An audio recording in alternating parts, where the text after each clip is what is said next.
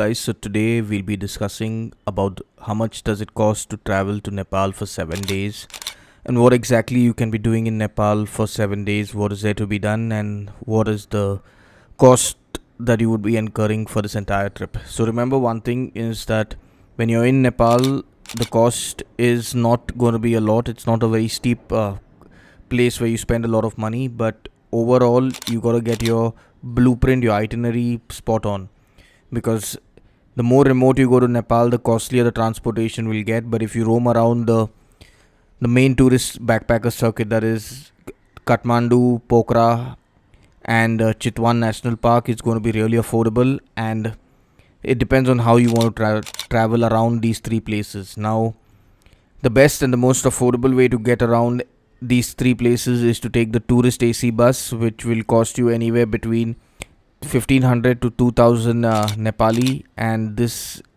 buses can be easily booked with the local travel agents that are found in all the tourist places. Even your hotel owner or your homestay or your guest house or your hostel owner can book these buses for you. These buses leave in the morning at 7 a.m. and in the evening at 7 p.m.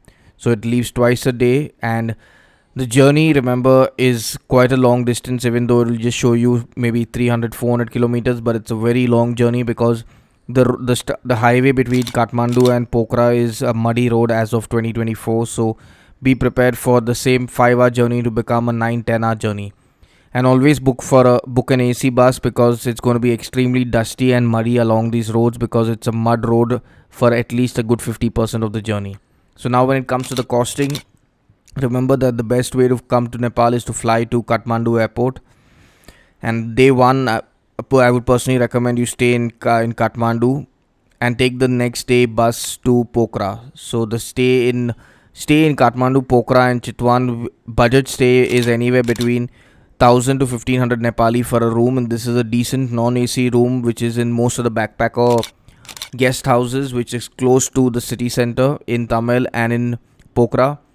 Now, when it comes to the buses, I've already told you it's 1500 2000 Nepali, and the other thing that is there is the local sightseeing. So now local sightseeing, you can either rent a bike in Pokhara or you can either hire a taxi. A taxi in Pokhara or in Kathmandu will cost you anywhere between 2500 to 6000, depending on how many spots you want to see.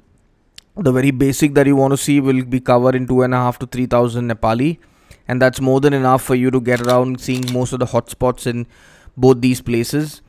And also keep in mind that these vehicles are normal regular 4-seater altos, so it's comfortable for 3 to 4 people. 3 people is extremely comfortable. 4, if you're not too hefty, it is a comfortable journey. And then the final thing it comes down to is your entry fees. Entry fees in Nepal are ranging from anywhere from 50 Nepali to 500 Nepali. Like Patan Darbar Square and a few other places are costly, which will be like 200 to 500 Nepali, while the rest of the places are pretty affordable.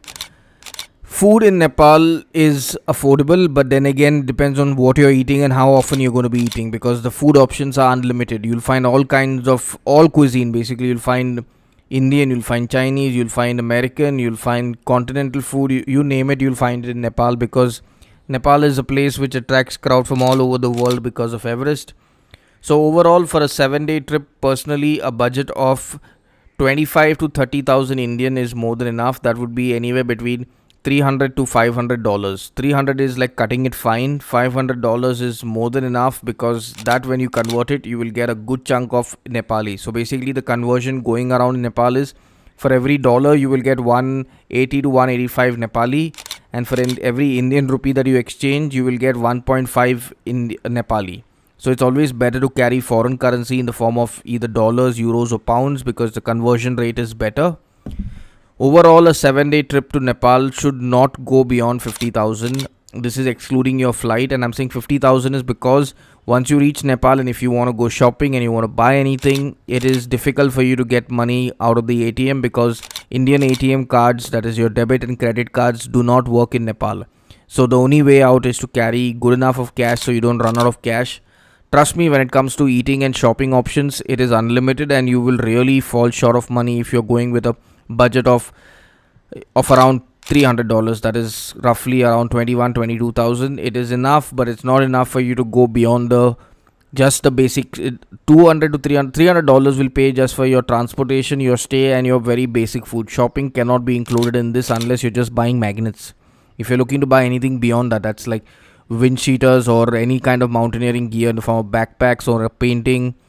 Anything beyond a magnet is not possible in 300. So my personal opinion is, and my suggestion after traveling to Nepal multiple times, carry minimum budget per person at least 40,000, 10,000 as spare reserve thing. But in 40,000 for 7 days, it's more than enough so that you can have a fun and a happy trip to Nepal without falling short of money.